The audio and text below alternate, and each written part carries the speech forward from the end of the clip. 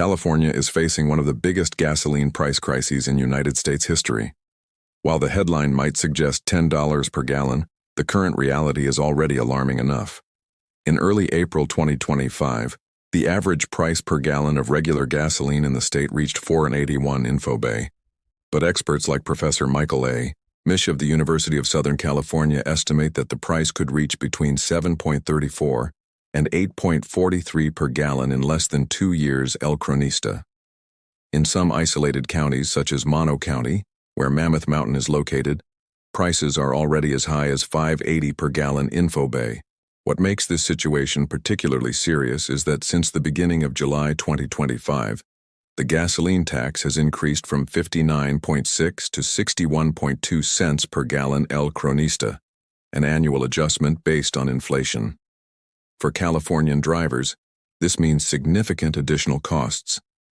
According to LAA, these changes can represent extra expenses of between $600 and $1,000 per year per driver.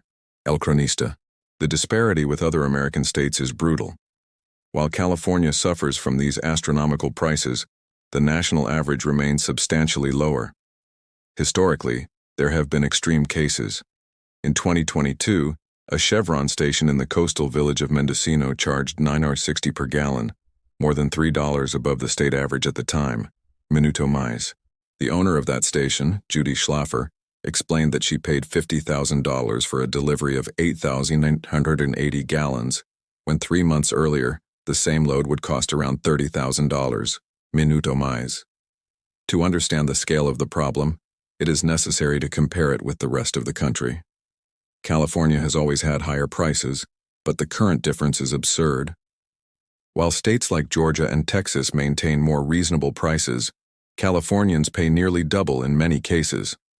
This crisis is not just a temporary inconvenience, it is a structural phenomenon that is transforming the state's economy and the lives of millions of people. The perfect storm that created this crisis has multiple interconnected causes. First, there is the issue of California's unique environmental regulations. The state requires a special gasoline formulation for both summer and winter, which is more expensive to produce than those used in any other state. This unique blend is not produced on a large scale in states like Texas or Oklahoma, which severely limits supply options. The tax burden is another crucial factor. An average of $1.27 per gallon of gasoline sold in California goes to taxes, fees, and climate programs. California is one of 6 states that levy a sales tax on gasoline, and a 12% tax per gallon was instituted in 2019, further complicating the situation for consumers. But the most serious problem is the collapse of the refining infrastructure. Fewer than a dozen refineries are expected to continue operating by the end of 2025 InfoBay, with more closures predicted in the following years.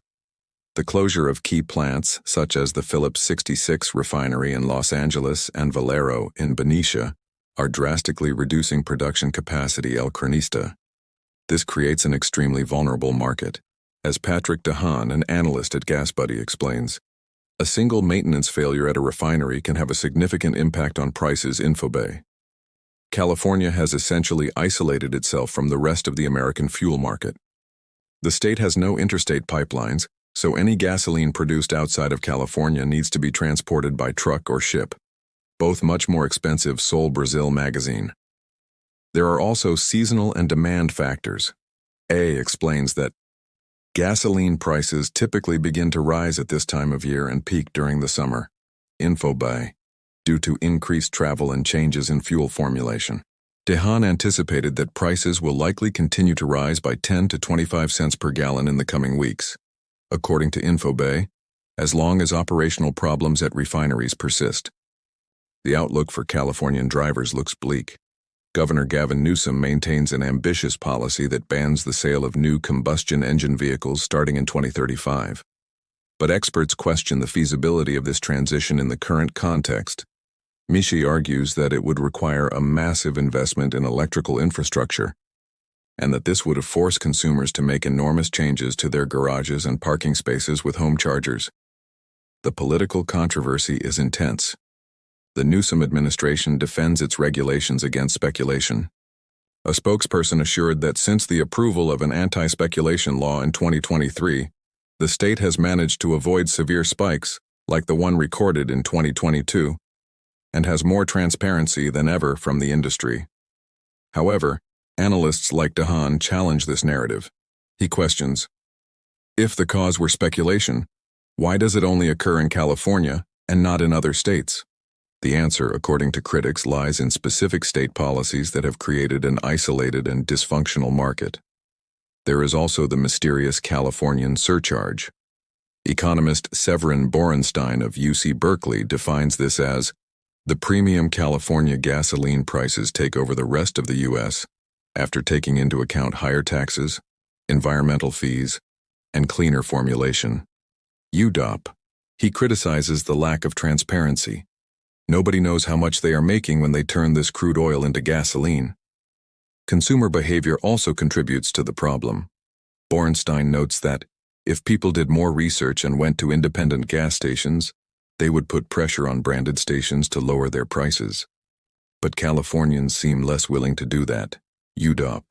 The reality is that California has created, voluntarily or not, a perfect storm.